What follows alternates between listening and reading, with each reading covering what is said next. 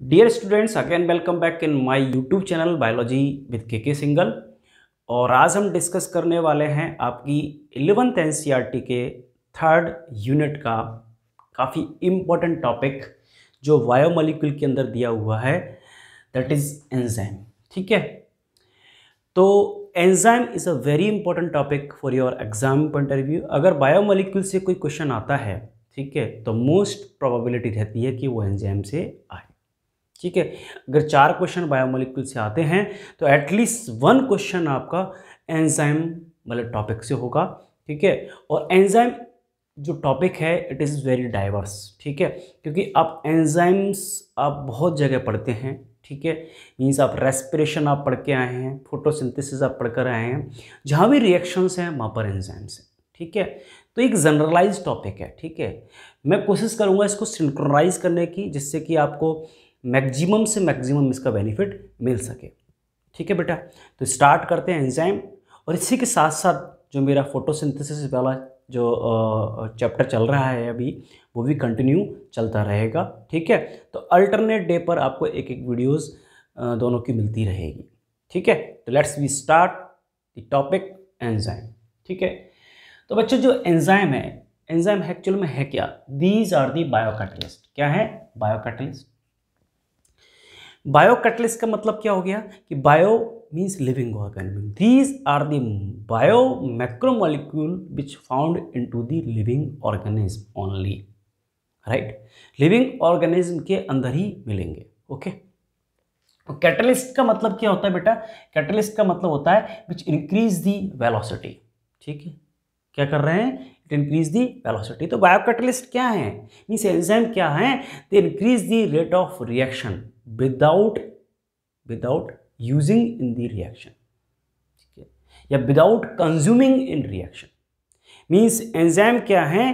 Rate of reaction को बढ़ा देते हैं लेकिन रिएक्शन में कंज्यूम नहीं होते हैं।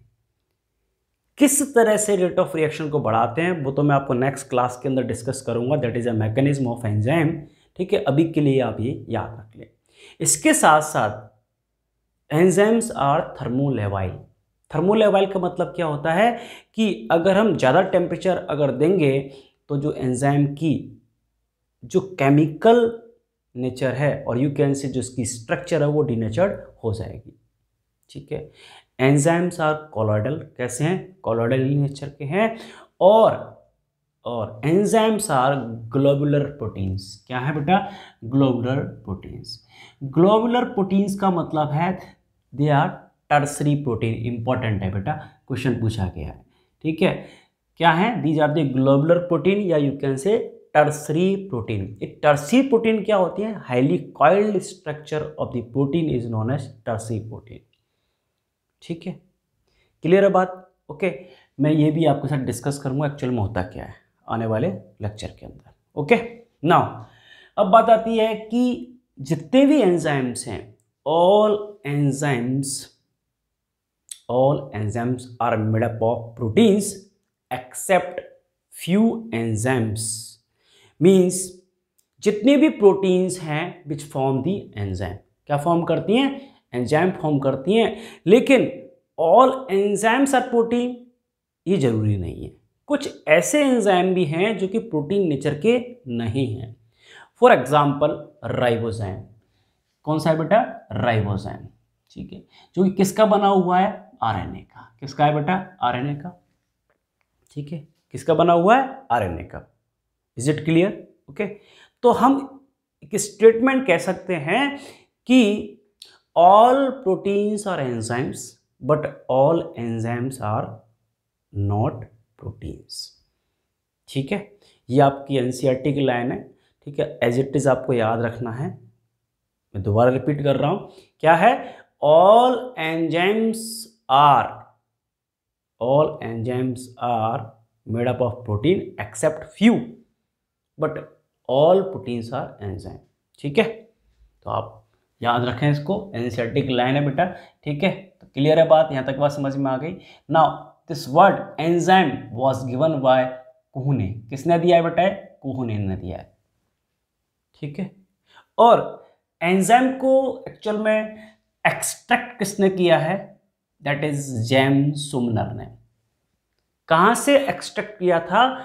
That is jack bean. क्या है? जैकबीन से इसने इसको एक्सट्रैक्ट किया और बताया कि जो एंजाइम होते हैं वो प्रोटीन इन केमिकल नेचर होते हैं, मींस प्रोटीन के बने होते हैं। ऑब्वियसली जो इन्होंने एंजाइम यहाँ पर एक्सट्रैक्ट किया है दैट इज यूरिएज, तो ये है कैसा? टोटली प्रोटीन नेचर का है। ठीक है, तो ये एंजाइम की प्रोटीन नेचर किसने बताई है? जेम्स सुमनर ने। बात क्लियर है? यहां तक कोई दिक्कत? नाउ अब हम डिस्कस करने वाले हैं कि classification of enzyme on the chemical nature of enzyme. Chemical nature कैसी है? ठीक है, अगर कोई एंजाइम सिर्फ और सिर्फ प्रोटीन का बना हुआ है, ओनली एंड ओनली प्रोटीन का बना हुआ है, that enzyme is known as simple enzyme. क्या कहेंगे हम? Simple enzyme. किसका बना हुआ है? Only protein. किसका बना हुआ है? Only proteins. एग्जाम्पल की अगर बात करें, एग्जाम्पल हैं पेप्सिन, ट्रिप्सिन, यूरिएज। तो आपको ये तो पता ही है, पेप्सिन आपको पता है गैस्ट्रिक जूस के अंदर होता है। ट्रिप्सिन आपको पता है कहाँ होता है? आपके इंटेस्टाइनल जूस के अंदर होता है। ठीक है, इंटेस्टाइनल जूस क्या स्पेशली आप कहते हैं पैनक्रियाटिक जूस के अंदर होता है ना। और यूरिएज कहाँ पर होता है? Means it responsible for the urea cycle, जो यूरिया साइकिल होती है उसके अंदर होता है। बात क्लियर है? तो ये कुछ एंजाइम ऐसे हैं जो सिर्फ और सिर्फ प्रोटीन के ही बने हुए हैं, इसलिए इन एंजाइम को हम क्या कहते हैं? Simple enzymes. नाउ नेक्स्ट दूसरे होते हैं that is A conjugated enzymes. क्या कहते हैं हम? कॉन्जुगेटेड। कॉन्जुगेटेड का मतलब इनके पास प्रोटीन के साथ साथ नॉन प्रोटीन पार्ट भी होता है। ठीक है, तो कॉन्जुगेटेड एंजाइम को हम और क्या कह सकते हैं? That is holoenzyme. क्या कहते हैं बेटा? Holoenzyme. मींस जो कॉन्जुगेटेड एंजाइम है they are made up of two things, means protein part और non protein part.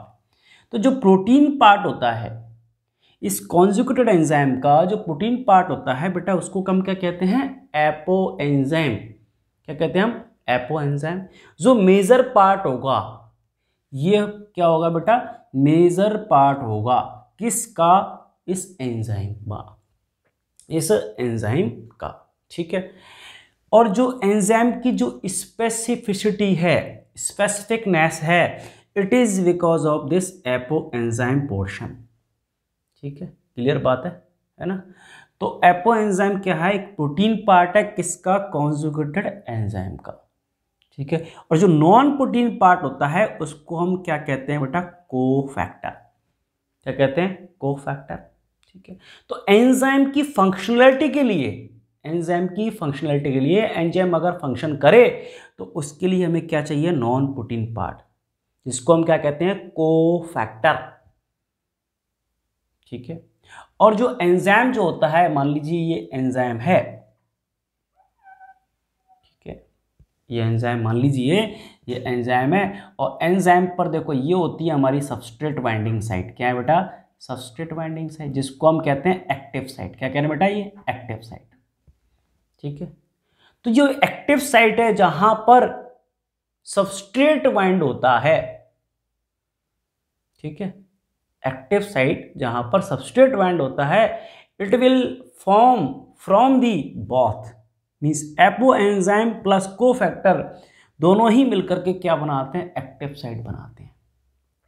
Means for the conjugated enzyme non protein part is very important which required for the functionality and the formation of active site।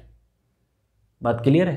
ठीक है, active site के formation में भी help करेगा और enzyme की functionality के लिए भी चाहिए।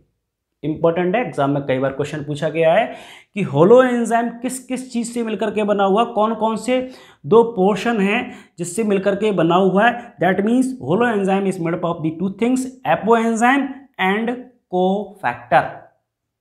मैंने रोल भी बता दिया है, इन दोनों का रोल क्या है। स्पेसिफिकनेस एपो एंजाइम की वजह से है और फंक्शनैलिटी कोफैक्टर की वजह से है, ठीक है। और एक्टिव साइट का फॉर्मेशन इन कॉन्जुगेटेड एंजाइम के अंदर कौन फॉर्म करेगा? दोनों ही, apoenzyme and cofactor. Clear है? नाउ जो कोफैक्टर हैं दीज आर टू टाइप, दो तरह के हैं, ऑर्गेनिक और इनऑर्गेनिक। ऑर्गेनिक और इनऑर्गेनिक। ऑर्गेनिक आप कह सकते हैं they are the low molecular weight compound है, और इनऑर्गेनिक में आ गए आपके मेटेलिक आयंस। क्या आ गया बेटा? मेटेलिक आयंस, ठीक है। अब ऑर्गेनिक जो है, ऑर्गेनिक जो कोफैक्टर हैं these are further two type, दो तरह के हैं। एक होते हैं कोएंजाइम्स और दूसरे होते हैं प्रोस्थेटिक ग्रुप। दोनों ही क्या है? ऑर्गेनिक है, ठीक है। कोएंजाइम्स क्या है? जो कि एपो एंजाइम के साथ लूजली बाउंडेड होते हैं। जब रिएक्शन हमें करवानी होती है तब जाकर के ये उस एपो एंजाइम से जाकर के ऐड हो जाते हैं और उसकी फंक्शनैलिटी को बढ़ा देते हैं। परमानेंटली बाउंडेड फॉर्म में वहां पर वो नहीं रहते हैं। बात समझ में आ रही है? ठीक है। तो एपो एंजाइम्स के अंदर लूजली फॉर्म में जो बाउंडेड फॉर्म में रहते हैं उनको हम क्या कहते हैं? कोएंजाइम्स, ठीक है। एग्जांपल्स हम देख लेते हैं। ऑल बी कॉम्प्लेक्सेस मीन्स जितने भी आपने वाटर सॉल्युबल विटामिन पढ़े हैं वो किस में आते हैं? सारे कोएंजाइम के अंदर आते हैं। आपने देखो रेस्पिरेशन के अंदर ग्लाइकोलाइसिस पढ़ा होगा, क्रेब्स साइकिल आपने पढ़ा होगा, उसके अंदर ये जितने भी कोफैक्टर्स हैं मीन्स स्पेशली कोएंजाइम्स हैं जनरली दे यूज्ड, वहाँ पर काम आते हैं। हम देखते हैं like A vitamin B1, vitamin B1 तो ध्यान होगा तो आपको जो लिंक रिएक्शन होती है that is A pyruvic acid से हम क्या बनाते हैं? एसिटाइल कोए, ठीक है। तो यहां पर दो कोएंजाइम काम करते हैं आपके, एक तो होता है TPP, ठीक है, जिसको हम बोलते हैं थियामिन पायरोफॉस्फेट, थियामिन पायरोफॉस्फेट, ठीक है। और दूसरा होता है कोए।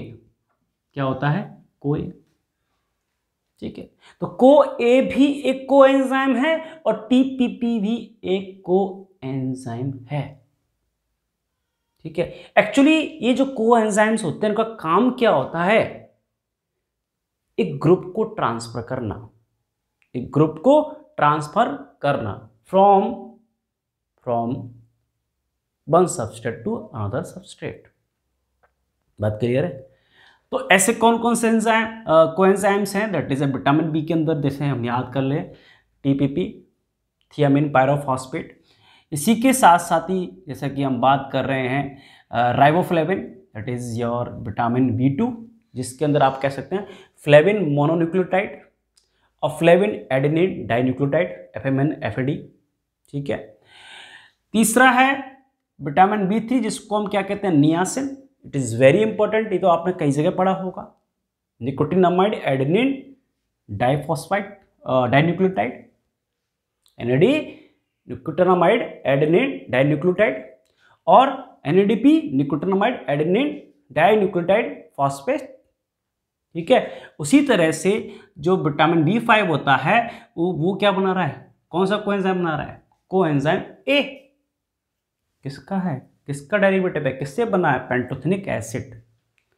These are the very important coenzymes जो कि आपके जितने भी मेटाबॉलिक पाथवेज हैं वहाँ पर रन करते हैं। मैंने कुछ आपको यहाँ पर नाम गिनाए हैं, बाकी बहुत सारे आपको मिल जाएंगे, ठीक है। क्लियर है? तो आपसे एग्जाम्पल में इनकी फुल फॉर्म भी पूछी जा सकती है और ये भी पूछा जा सकता है कि ये कोएंजाइम किस विटामिन से एसोसिएटेड है, ये भी आपसे पूछा जा सकता है। नाउ ऐसा नहीं है कि सिर्फ जो बी कॉम्प्लेक्सेस होते हैं वही कोएंजाइम का काम करते हैं, नहीं, कुछ ऐसे भी हैं जो कि बी कॉम्प्लेक्सेस नहीं है but it act as a coenzyme. For example ATP, ADP, ठीक है, UDP uridine diphosphate, adenosine triphosphate, ठीक है, ये भी कैसे काम कर रहे हैं? They act as a coenzymes. ठीक है, तो सी आप इनको क्या करेंगे, एक बारी जो आपने रिएक्शंस पढ़ी हैं लाइक योर रेस्पिरेशन में आपने ग्लाइकोलाइसिस करा हुआ, Krebs cycle, electron transport system, वहाँ पर आपको ये कोएंजाइम मिल जाएंगे और आपको एक बार रीचेक करना है कि ये जो कोएंजाइम इनका क्या रोल है, किस तरह से ये वर्क कर रहे हैं। Okay, is it clear? Now second जो ऑर्गेनिक कोफैक्टर होते हैं that is prosthetic group. Prosthetic group जो है ये टाइटली बाउंडेड है, मींस ये क्या करते हैं कि एपो एंजाइम के साथ कोवैलेंट बॉन्ड बना लेते हैं। क्या बना लेंगे बेटा? कोवैलेंट बॉन्ड बना लेंगे। ये मान लीजिए कि ऊपर वाला जो है ये एपो एंजाइम है, ये एपो एंजाइम है और नीचे वाला प्रोस्थेटिक ग्रुप है। ठीक है, और ये क्या बना लेंगे यहाँ पर? कोवैलेंट बॉन्ड बना लेंगे। ठीक है, तो अगर मैं इस प्रोस्थेटिक ग्रुप को अगर रिमूव करता हूं फ्रॉम दी एपो एंजाइम, तो ये जो एपो एंजाइम की जो एक स्पेसिफिसिटी है या उसकी जो स्ट्रक्चर है वो पूरी की पूरी डिनेचर्ड हो जाएगी। मींस कहने का मतलब ये है, अगर प्रोस्थेटिक ग्रुप को मैं अगर रिमूव करता हूं तो एपो एंजाइम की एग्जिस्टेंस नहीं है, क्योंकि यहां पर ये एपो एंजाइम प्रोस्थेटिक ग्रुप से कोवैलेंटली बॉन्डेड फॉर्म में है, टाइटली बॉन्डेड फॉर्म में है। एग्जांपल हम समझ सकते हैं लाइक हीमोग्लोबिन। हीम क्या बेटा? प्रोटीन पार्ट है, that is your apo enzyme. और ग्लोबिन क्या है बेटा? ग्लोबिन क्या है बेटा? एपो एंजाइम है, that is A protein part. और हीम क्या है बेटा? प्रोस्थेटिक ग्रुप है। तो दोनों को हम डिसोशिएट नहीं कर सकते। समझ में आ रही है? क्लियर है बात? तो ये हो गया प्रोस्थेटिक ग्रुप। ओके, नेक्स्ट है इनऑर्गेनिक और you can say metallic ions. These ions या these metallic ions act as a activator. कैसे काम करते हैं? एक्टिवेटर की तरह काम करते हैं, एंजाइम की एक्टिविटी को बढ़ाते हैं। अगर ये मेटेलिक आयन अगर प्रेजेंट नहीं है तो जो पर्टिकुलर एंजाइम है उसकी फंक्शनैलिटी रिड्यूस हो जाएगी या फिर वो फंक्शनल नहीं रहेगा। बात समझ में आ गई है? एग्जाम्पल से समझते हैं इस चीज़ को हम। फॉर एग्जाम्पल लाइपेज की एक्टिविटी के लिए हमें क्या चाहिए? कैल्शियम आयन चाहिए। उसी तरह से अगर पेप्टाइडेज और डी कार्बोक्सिलेज जो एंजाइम है, कार्बन डाइऑक्साइड को बाहर निकालना है, ठीक है, तो उसके लिए क्या चाहिए मेरे को? मैग्नीज। क्या चाहिए? मैग्नीज चाहिए। उसी तरह से आप देखिए कैटालेज जो है, साइटोक्रोम ऑक्सीडेज जो आपने इलेक्ट्रॉन ट्रांसपोर्ट सिस्टम में डिस्कस किए हैं, उनके लिए क्या चाहिए मेरे को? आयरन चाहिए, Fe+2। जैसे सलाइवरी एमाइलेज जो होता है सलाइवा के अंदर, जिसको हम टाइलिन भी कहते हैं, उसके लिए क्या चाहिए हमें? क्लोराइड आयन चाहिए। उसी तरह से fastest enzyme that is A carbonic anhydrase की एक्टिविटी के लिए मेरे को क्या चाहिए? Zinc+2। और अल्कोहल डिहाइड्रोजनेज के लिए भी हमें क्या चाहिए? जिंक। उसी तरह से आप देख लीजिए एटीपेज, आपने पढ़ा होगा कीमो ऑस्मोटिक थ्योरी के अंदर, एटीपेज जहां भी हमें एटीपी का प्रोडक्शन करवाना है तो क्या चाहिए? एटीपेज। और उसकी एक्टिविटी के लिए क्या चाहिए मेरे को? Sodium ion plus magnesium ion. तो these all are act as a cofactor. कैसे काम कर रहे हैं बेटा? कोफैक्टर। ठीक है, मॉलिब्डेनम आप देख लीजिए, जब नाइट्रोजन फिक्सेशन करते हैं with the help of the nitrate reductase enzyme के थ्रू, तो क्या चाहिए मेरे को? मॉलिब्डेनम। उसी तरह से आप देखिए फॉस्फोराइलेज, ठीक है, फॉस्फेट ग्रुप को अगर आप ऐड करना चाहते हैं, ठीक है, तो क्या चाहिए मेरे को? Magnesium ion. और लास्ट अगर आप देखना चाहें यूरियस की एक्टिविटी के लिए आपको क्या चाहिए? निकेल। तो these are the few metallic ions which responsible for the activation of the enzymes. Okay, तो सो फार बच्चों आज का लेक्चर काफ़ी इंपॉर्टेंट है और काफ़ी सारे क्वेश्चंस आपके एग्जाम्स में आए हुए हैं। तो क्या हमें याद रखना है? मेन चीज़ आपको याद रखनी है यहाँ पर, what is holoenzymes. Holoenzymes किस किस से मिलकर बना हुआ है? Apoenzymes and cofactor.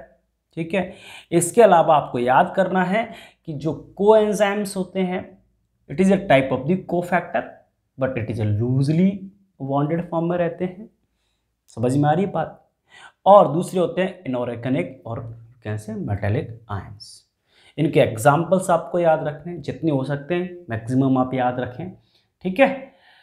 तो बच्चों लास्ट नॉट लीस्ट, ठीक है, अगर आपको मेरे वीडियोस और मेरे लेक्चर्स अगर पसंद आ रहे हैं, अगर आपको कुछ बेनिफिशियल लग रहे हैं, तो please subscribe my channel and share my channel to your colleagues.